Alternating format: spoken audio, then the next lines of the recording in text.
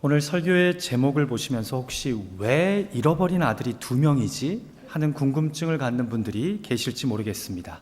그렇습니다. 저는 오늘 설교 제목을 잃어버린 2아들이라고 정했습니다. 왜 잃어버려진 아들이 2명입니까?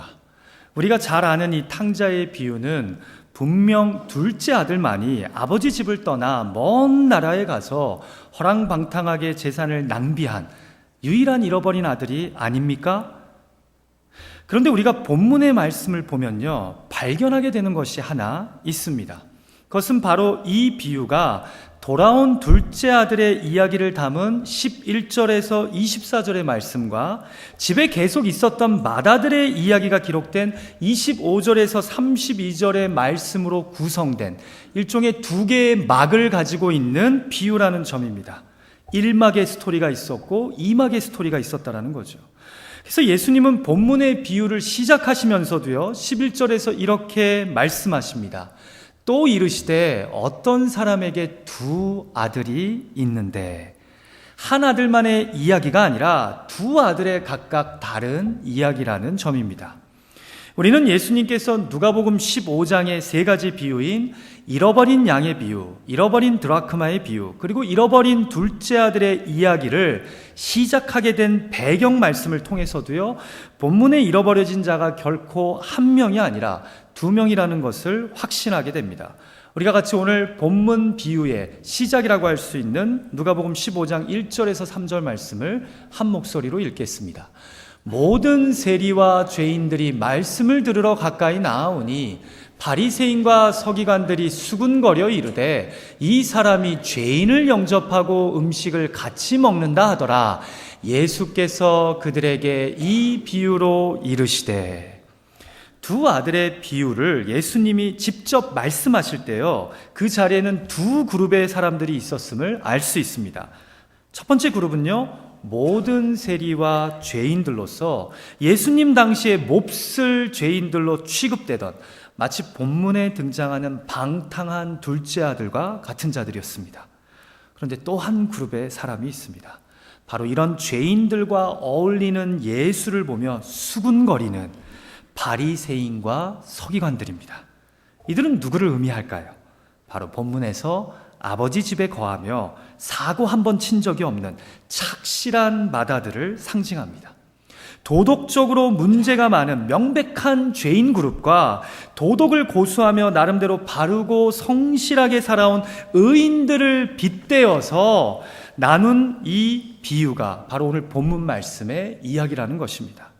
결국 이 비유는요, 방탕한 죄인들만의 이야기가 아니라 성경이 요구하는 바를 모두 행하는 매우 종교적이고 도덕적인 사람들을 위한 비유이기도 합니다. 예수님은요, 맏아들처럼 아버지 집에 거하면서 속 한 번 썩인 적이 없는 도덕적이고 매우 성실한 사람들에게 둘째 못지않게 너희들도 잃어버린 나의 아들이다 라고 지금 안타까워하고 계시다는 말씀입니다. 그래서 어떻게 보면 오늘 본문의 비유가요, 이야기하는 것은 돌아온 탕자만의 이야기일 뿐만 아니라 집에 있는 탕자의 이야기이기도 한 것입니다. 제가 예전에 어떤 한 목사님의 이 누가복음 본문을 비유로 한, 배경으로 한 설교 제목을 한번 본 적이 있었는데요, 제목이 아주 인트레스팅 하더라고요. 돌탕 집탕, 돌아온 탕자 집에 있는 탕자. 이 돌탕 집탕의 스토리라는 거죠. 자, 그럼 오늘 본문의 비유를 통해 예수님이 우리에게 도전하시는 것은 무엇입니까? 잃어버린 한 아들이 아니라 잃어버린 2아들의 이야기를 통해 예수님이 진정 우리에게 말씀하시는 것은 무엇입니까? 첫 번째로요, 죄란 도덕의 문제가 아니라 누가 너의 인생의 주인이냐라는 점이라고 우리에게 말씀하고 계십니다. 우리는 본문의 비유에서요, 탕자의 아버지가 하나님을 상징하고요, 탕자는 죄인을, 그리고 아버지 집에서의 잔치가 천국을 상징함을 익히 들어서 알고 있습니다. 앞에 등장하는 잃어버린 양이나 잃어버린 드라크마의 비유에서도요, 잃어버린 것을 다시 찾을 때마다 주인이 벗과 이웃을 불러서 즐거워하는 그 축제의 모습을 꼭 그립니다. 그러면서 마지막 7절과 10절에서요, 이와 같이 죄인 한 사람이 회개하면 하늘에서는 회개할 것 없는 의인들과 천사들이 기뻐한다고 하면서 이 즐거움이 곧 천국에서의 잔치임을 암시합니다. 결국 탕자였던 둘째 아들은요, 분명 잃어버린 죄인이었습니다. 그런데 왜 그가 죄인인 줄 아십니까? 바로 아버지가 필요 없다라고 선언한 자녀였기 때문에 그가 죄인인 것입니다. 우리는 보통 탕자의 비유를 보면서요, 그의 허랑방탕한 삶과 그의 죄악으로 인해 나중에는 모든 것을 잃어버리고 참혹한 밑바닥 인생을 사는 것에 관심을 기울입니다. 그런데 그것보다 더 중요한 것은요, 이미 12절에서 탕자가 내게 돌아올 분깃, 곧 유산을 아버지에게 요구했다라는 점입니다. 거기에서부터 그의 허랑방탕한 인생이 시작되게 됐다라는 것입니다. 사랑하는 예배자 여러분, 그 당시 문화에서요, 살아있는 아버지에게 유산을 먼저 달라고 하는 것은 간단하게 이야기하면 아버지가 얼른 죽었으면 좋겠다라는 이야기입니다. 아버지에게 지금 모욕을 가하는 거예요. 지금 시대에서도 그건 말이 안 되는 일이지만 2000년 전 이 팔레스타인 지역에, 중동 지역에서 살아계신 아버지에게 유산을 달라고 하는 건 아버지에게 아주 심한 모욕을 가하는 행동인 것입니다. 한마디로 내 인생은 내 것이니 아버지의 권위는 인정 못하겠고, 그러나 내 분깃은 미리 줘서 나로 내 마음대로 살게 해달라는 것입니다. 아버지는 원하지 않지만 아버지의 소유는 달라는 이야기입니다. 그런데 내가 내 인생의 주인하니까 탕자가 더 즐겁고 행복하고 성공하는 인생을 살게 됩니까? 그 이름처럼 허랑방탕하게 가진 재산을 다 낭비한 후에 그 나라의 흉년까지 들자 완전히 밑바닥 인생을 살게 됩니다. 유대인들이 그렇게나 혐오하는 동물인 돼지를 치는 사람이 되어서요, 결국은 돼지가 먹는 쥐엄나무 열매라도 먹고 싶은데 아무도 주는 사람이 없는 그런 비참한 인생을 살게 됩니다. 죄악의 구렁텅이를 헤매게 되는 것입니다. 비유는요, 그 모든 문제의 출발이 아버지 하나님을 떠밀고 이 인생은 내 거야, 내 마음대로 할 거야 라고 내가 내 인생의 주인이 되면서 일어난 비극임을 우리에게 알려주고 있다는 점입니다. 그런데 우리는 놀랍게도요, 이 천국잔치에 참석하지 않으려는 또 한 사람을 발견하게 됩니다. 그게 누구입니까? 바로 아버지 집을 한 번도 떠나본 적이 없고 아버지 속 한 번 썩인 적이 없는 착한 맏아들입니다. 이 맏아들이 얼마나 훌륭한지 25절에 보니까요, 이제 둘째는 이미 분깃을 받아서 떠났고, 그러니까 아버지의 재산이 다 자신의 것이기에 돈도 많고요, 집에 종들도 많았던 것을 우리가 이 비유를 통해 볼 수 있습니다. 그런데도 25절에 보면 직접 밭에 나가 열심히 일하는 성실한 아들이었습니다. 그런데 29절의 항변을 보면요, 아버지 말씀도 거역해 본 적이 단 한 번도 없는 아들이었다라고 스스로가 항변합니다. 그런데 이런 아들도요, 자세히 들여다보니까 진심으로는 아버지를 아버지로 인정하지 않았다라는 거죠. 우리가 같이 28절의 말씀을 한 목소리로 읽기 원합니다. 같이 읽을까요? 그가 노하여 들어가고자 하지 아니하거늘 아버지가 나와서 권한대. 어디에 들어가지 않겠다라는 거예요? 아버지가 돌아온 둘째 아들을 위해 마을 사람들을 불러 이 갖게 된 잔치에 나는 함께하지 않겠다라는 거예요. 그러니까 아버지가 나와서 권합니다. 돌아온 둘째를 위해 살찐 송아지를 잡아 잔치를 베푼다는 이야기의 맏아들의 실체가 드러납니다. 날 위해선 염소 새끼 한 마리라도 잡아본 적이 있습니까? 라고 흥분하면서 그의 본심이 드러납니다. 그는 화가 머리끝까지 차서 잔치 참석을 거부합니다. 동생을 내쫓기보다 오히려 그의 귀환을 기뻐하며 즐거워하는 아버지의 모습에 화가 난 것입니다. 일면 이해가 되지만 예수님이 왜 이 비유를 시작했는지를 기억하십시오. 누가 생각나지 않으십니까? 예수님이 세리들과 죄인들과 함께 어울리며 그들을 영접하고 식사하자 수군거렸던 그 바리새인들과 서기관들 말입니다. 딱입니다. 지금 그들 들으라고 하는 얘기입니다. 이들은 도덕적으로는 흠이 없는 착한 사람들입니다. 종교적으로도 훌륭한 사람들입니다. 말씀을 많이 알고 이 말씀을 지키려고 하는 사람들입니다. 그런데 너무나 안타깝게도 예수님의 눈에는 똑같이 잃어버려진 죄인들입니다. 왜 그런지 아십니까? 내가 내 인생의 주인의 자리에 여전히 앉은 상태에서 도덕적이고 종교적인 삶을 살아가는, 소위 외식하는 사람들이었기 때문입니다. 상상해 보십시오. 당시 이스라엘 문화에서 아버지가 주관하는 잔치에 큰아들이 안 가겠다는 것은 잔치에 참여한 여러 마을 사람들 앞에서 아버지에게 수치를 주는 행위입니다. 예수님 당시의 사람들이 이 비유를 들으면요, 모든 사람이 이 순간, 이 이야기 부분에서 고개를 좌우로 흔들면 그래도 맏아들이 그러면 안 되지, 이게 어떻게 된 일이지? 라고 다들 생각했을 것입니다. 마치 둘째 아들이 먼저 유산을 달라고 한 것처럼 이것은 아버지에게 너무나 수치스러운 그런 모습을 아버지가 수치스럽게 만드는 행위이기 때문입니다. 근데 여러분, 그것뿐만이 아닙니다. 한글 성경에는 그 표현이 잘 안 나와 있지만 29절에 보니까 아버지에게 화를 내면서 헬라어로 먼저 히두라고 이야기합니다. 히두는 쉽게 말해서 이것 봐요 당신, Hey, look, 이렇게 얘기하는 거예요. 자녀가 맞습니까? 아버지 보고 나 좀 보시오, 나 좀 보고 이 얘기 좀 들어보라고요. 이렇게 억울한 일이 어디 있습니까? 라고 지금 아버지에게 이야기하는 것입니다. 그러면서 그가 이렇게 말합니다. 내가 여러 해 아버지를 섬겨 명을 어김이 없거늘. 훌륭한 아들이죠. 항상 이 맏아들은 착실한 아들이에요. 사고 치는 적이 없어요. 그러면서도 도덕적이고 종교적이에요. 근데 이 문장을 자세히 들어보십시오. 이게 아버지와 자식 간의 대화입니까? 여기 사용된 섬겨라는 동사는요, 노예가 주인을 섬길 때 사용하는 동사입니다. 그러니까 아들도 얘기하는 거예요. 내가 아버지를 섬겨 명을 어김이 없거늘. 그러니까 맏아들은요, 마치 바리새인과 서기관들처럼 아버지 하나님을 참된 주인으로 믿고 신앙한 자들이 아니라 마치 율법을 지키듯이 억지로 나 자신의 명예를 위해, 성공을 위해 종교적으로 도덕적으로 살아가는 척 하는 사람들을 의미합니다. 내가 여전히 내 인생을 컨트롤하면서도 종교적으로 보이고 도덕적으로 보이는 사람, 그래서 주인이 바뀌지 않은 사람을 이야기한다는 거죠. 왜 맏아들도 잃어버려진 아들인지 아십니까? 기독교가 이야기하는 죄에 대한 정의는 누가 네 인생의 주인이냐라는 질문이지, 네가 얼마나 도덕적으로 바르게 살았냐, 네가 얼마나 네 인생을 성실하게 살았냐가 아니기 때문입니다. 충분히 둘째 아들처럼 막 나가는 인생을 살면서도 내가 내 인생의 주인일 수 있고, 충분히 맏아들처럼 착실하고 도덕적이고 종교적이면서도 여전히 내 마음 깊은 곳에서는 이 인생은 내 거야 라고 생각하는 사람들이 있을 수 있다는 겁니다. 그 대표적인 인물이 또 누구입니까? 니고데모 아닙니까? 니고데모에게 예수님이 뭐라고 합니까? 너 거듭나야 돼. 인생 이런 식으로 계속 살면 안 돼.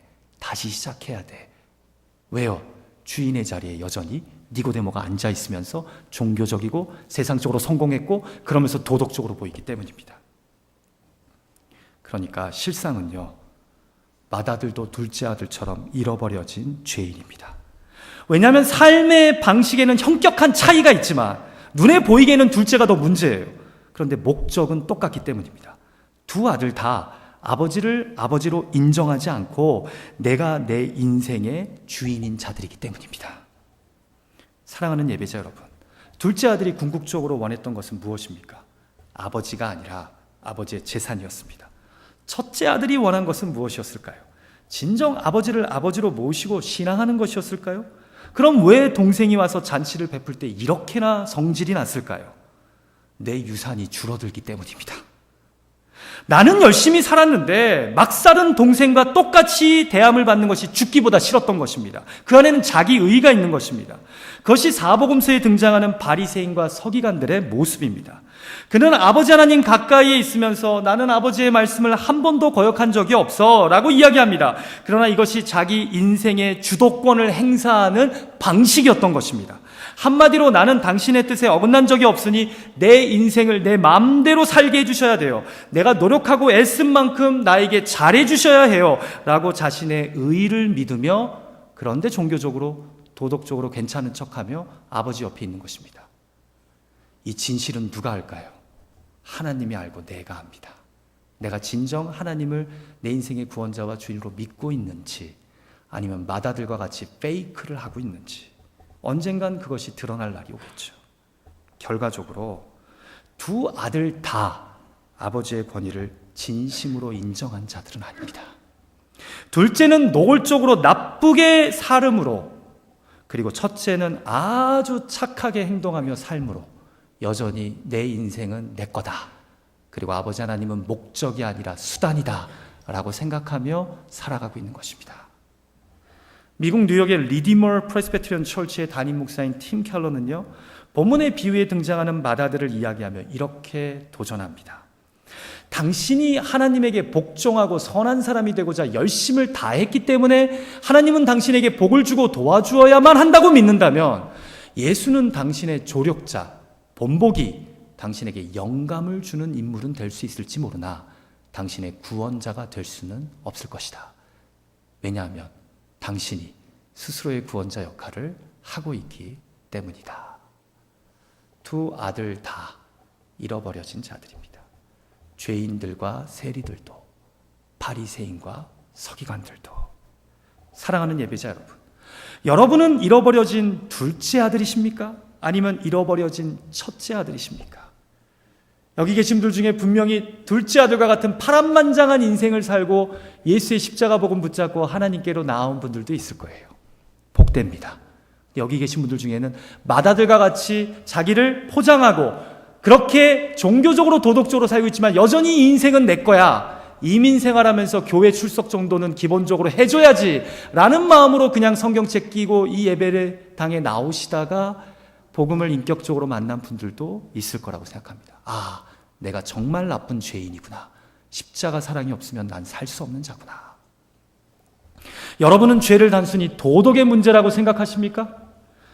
여러분도 혹시 가족 안에서, 교회 안에서 이렇게 착한 자녀 컴플렉스에 빠져서 살아가지만 마음 한편에는 분노와 욕심, 자기의가 넘치는 자기 인생의 주인은 아니십니까? 그래서 여기에 부합되게 살지 못하는 사람들 보면서 답답해하며 저렇게 교회 다닌 지 몇 년이 됐는데도 아직도 저 모양 저 꼴이라고 자기의를 자랑하고 있지는 않습니까?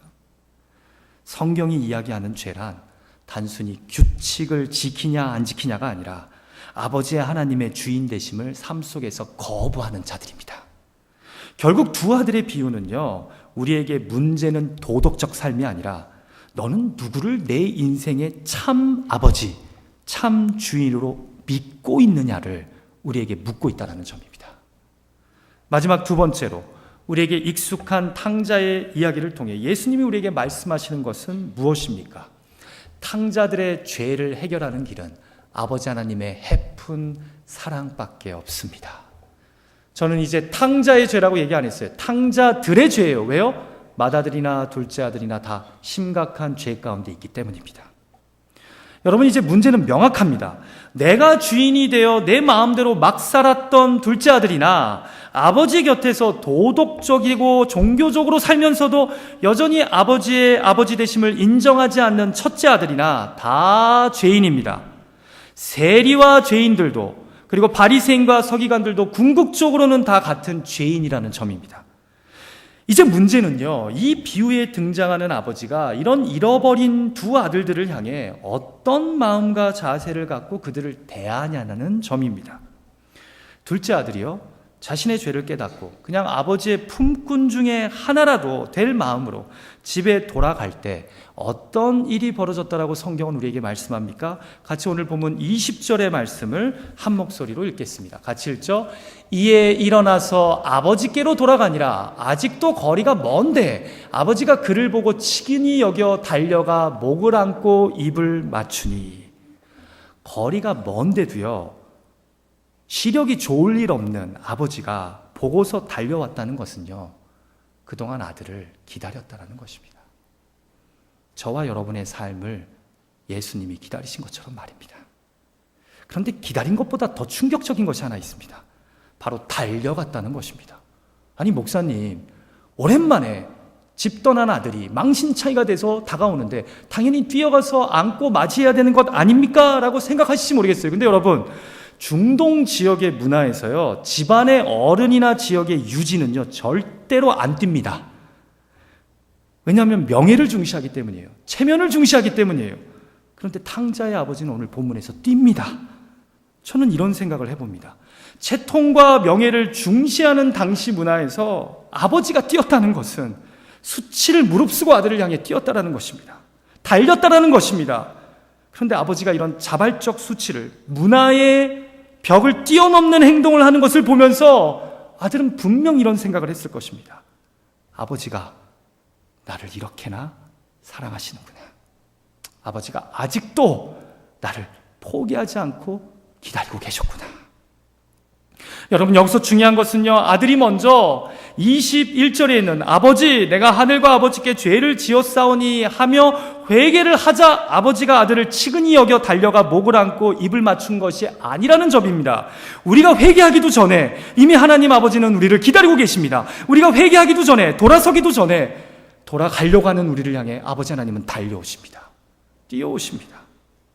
우리의 망가지고 깨진 삶, 내가 내 인생의 주인 되어서 엉망진창이 된 삶을 측은히 바라보시며 네가 네 인생의 주인하는 게 힘들지, 본래 내가 너를 창조하고 내가 너의 아버지 하나님이란다 라고 말씀하시며 우리를 먼저 안아주신다는 점입니다. 그렇습니다. 하나님의 사랑은 달려오시는 해픈 사랑입니다. 21절에 보니까요, 아들이 아버지 품에 안겨 회개하면서 나를 용서해달라고 하자, 마치 아버지는 아들의 말을 제대로 다 듣고 싶어 하지도 않는 듯 말을 중간에 끊듯이 먼저 은혜를 선포합니다. 우리가 같이 22절의 말씀을 읽겠습니다. 같이 읽을까요? 아버지는 종들에게 이르되 제일 좋은 옷을 내어다가 입히고 손에 가락지를 끼우고 발에 신을 신기라. 여러분, 집에서 제일 좋은 옷이란 보통 아버지의 옷을 의미합니다. 이 예수님 시대 팔레스타인 지역의 문화는 동북아시아 유교 문화와 유사한 게 많아요. 아까 말씀드렸던 그런 띄지 않는 것도 똑같죠.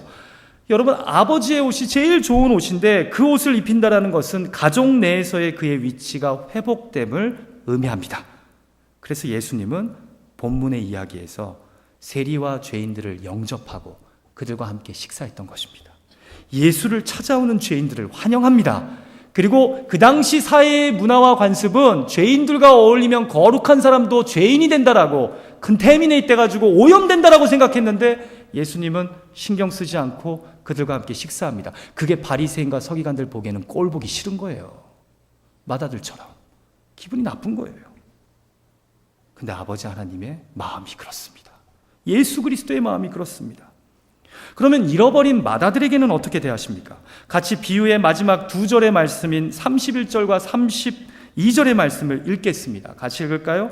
아버지가 이르되 예, 너는 항상 나와 함께 있으니 내 것이 다 내 것이로되 이 내 동생은 죽었다가 살아났으며 내가 잃었다가 얻었기로 우리가 즐거워하고 기뻐하는 것이 마땅하다 하니라. 마다들은 자신을 이것 봐요 당신! 이라고 부르며 아버지의 권위를 무시했는데 아버지는 아들에게 여전히 얘야, 얘야 라고 부릅니다. 마치 아들아, 네가 나를 공개적으로 모욕하고 무시했지만 나는 여전히 네가 이 잔치에 참석하기를 바란단다 라고 말씀하시는 것 같습니다. 너도 네 안에서 착한 아들인 척 살려고 얼마나 힘드니 너의 그 무거운 굴레를 벗고 나를 너의 참 아버지로 알고 동생과 함께 이 잔치에 같이 참여하지 않을래? 바리새인과 서기관들에게 같이 이들과 식사하며 나를 통해 천국의 비밀의 이야기, 복음을 듣고 싶지 않니? 라고 주님이 말씀하신다는 것입니다. 저는 이 부분에서 놀라게 됩니다. 왜냐하면 이것이 외식하는 바리새인과 서기관들을 향한 주님의 진심이었기 때문입니다. 주님은 막 사는 인생들 뿐만 아니라 종교적이고 도덕적이면서도 하나님을 수단으로만 생각하고 이용하는 자들을 향해서도 구원의 손길을 베푸시는 분입니다. 나는 네가 너의 자존심을 꺾고 잔치에 오기를 원한다 말씀하시는 것입니다. 착한 아들, 착한 딸 콤플렉스에 빠져서 바른 척, 순종하는 척, 의로운 척 하면서도 그 안에 분노와 욕심, 자기의가 넘쳤던 마다들에게도 아버지는 참으로 이해할 수 없는 사랑의 아버지입니다. 얘야, 잔치에 함께하자. 그렇습니다. 제가 이해하는 이 비유의 아버지는요, 먼저 손 내밀고 불러주시는, 좀처럼 포기할 줄 모르는 바보 같으신 해픈 사랑의 아버지이십니다. 물론 본문의 비유는요, 안타까운 암시를 우리에게 줍니다. 이 비유의 마지막은 마다들이 과연 아버지가 초청한 잔치에 참여했는지 안 했는지 그 여부를 우리에게 알려주지는 않기 때문입니다. 어쩌면 예수님은 지금 바리새인들, 서기관들 들으라고 한 것이기 때문에 그 결과의 결정을 그들에게 넘겼는지도 모릅니다. 어쩌면 가시적으로 막 나간 둘째 아들보다요, 엉망진창으로 누가 봐도 문제가 많을 정도로 살았던 둘째 아들보다는 지금까지 자신의 힘과 노력으로 나름 인정받으며 잘 살아온 맏아들에게요, 천국 잔치에 함께하는 것이 더 힘들었을 수 있습니다. 왜냐하면 하나님의 은혜를 받을 수 있는 조건은, 구원의 자격은 그 어떤 행함이나 지식적 깨달음이 아닌 바로 나 자신이 하나님의 은혜가 필요한 죄인이라는 점을 인정하는 것이기 때문입니다. 저는 오늘 메시지를 마무리하며 17세기 네덜란드의 화가 렘브란트의 대표작 중에 하나인 돌아온 탕자의 그림을 여러분께 보여드리고 싶습니다. 괜찮으면 일부 불만 좀 꺼주셔서요, 사진이, 그림이 더 잘 보이게 해주시면 좋을 것 같아요. 렘브란트가 세상을 떠난 해인 1669년에 그려진 작품으로서요, 탕자의 비유를 배경으로 한 여러 작품들 중에서도 가장 많이 알려진 그림입니다. 여러분, 이 그림이 잘 보이시는지 모르겠어요. 근데 이 그림을 보면요, 렘브란트의 별명이 빛의 마술사잖아요. 근데 딱 보면 이 주변에 사람들도 있고 한데 다 어둡게 그리고 어디에 빛을 비춰요? 돌아온 둘째 아들을 안는 아버지의 모습과 탕자의 모습에 빛이 비춰지고요, 그리고 이들을 바라보는 첫째 아들의 강렬한 눈빛에도 얼굴에 빛이 비치는 것을 보게 됩니다. 그러니까 그가 지금 관심을 갖고 있는 건요, 누더기 옷에 머리는 죄인처럼 깎이고 신발도 벗겨진 상처투성이의 탕자와 이 아들의 어깨 위에 두 손을 올린 아버지를 밝게 부각시킵니다. 그림을 더 자세히 보면 아버지의 눈에요, 이 앞에 그림 다시 보여주시겠어요? 되게 힘이 없어 보입니다. 여러분, 지금 이게 그림이 너무 여러분의 그 거리에 따라서 멀리 보여서 그런데 아버지의 눈이 힘이 없어요. 마치 아들이 돌아오기를 기다리며 하루도 쉬지 않고 눈물로 밤을 지새운 하나님의 사랑을 보여주는 듯합니다. 눈이 부어 있어요. 우리의 시선을 모으는 또 다른 부분은요, 바로 탕자의 어깨 위에 올려진 아버지의 두 손입니다.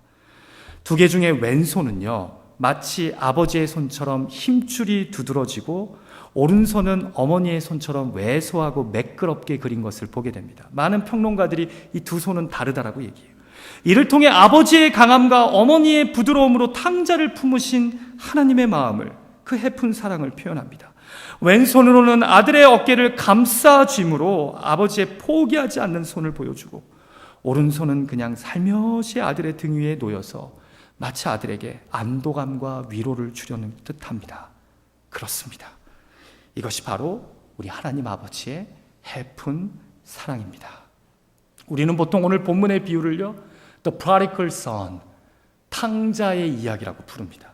여기서 이 prodigal이라는 단어의 뜻은 무엇입니까? 제멋대로 낭비하는, 앞뒤 가리지 않고 해프게 쓰는 이라는 뜻을 가진 단어입니다. 그렇습니다. 둘째 아들은 아버지가 준 유산의 분깃을 가지고 prodigal son, 낭비하며 호랑방탕하게 다 썼습니다. 그런데 오늘 본문의 비유가 사실 우리에게 보여주는 건요, prodigal son 못지않게 the prodigal God, 우리를 향한 사랑을 해프게 쓰시는, 결코 포기할 수 없다라고 이야기하시는 하나님의 해픈 사랑 또한 우리에게 보여줍니다. 그리고 저는 우리를 향한 하나님의 해픈 사랑을 보여주는 가장 확실하고도 역사적인 사건이 있다면 그것이 바로 십자가에서의 죽으심이라고 믿습니다. 하나님이 인간의 몸을 입고 이 땅에 와서 내가 내 인생의 주인하겠다는 우리를 위해 직접 찢기시고 피 흘리신 것, 이것 말고 하나님의 그 해픈 사랑, 그 포기하지 않는 사랑을 보여주는 것이 있다면 무엇이 있겠습니까? 이 시간 우리가 세계 성찬주의를 맞아 잃어버린 두 아들의 이야기를 통해 우리를 다시 천국 잔치로 초청하기 원하시는 주님의 은혜 앞에 이 십자가의 해픈 사랑을 붙잡고 나아가는 이 시간이 되기를, 저와 여러분이 되기를 주님의 이름으로 축원합니다.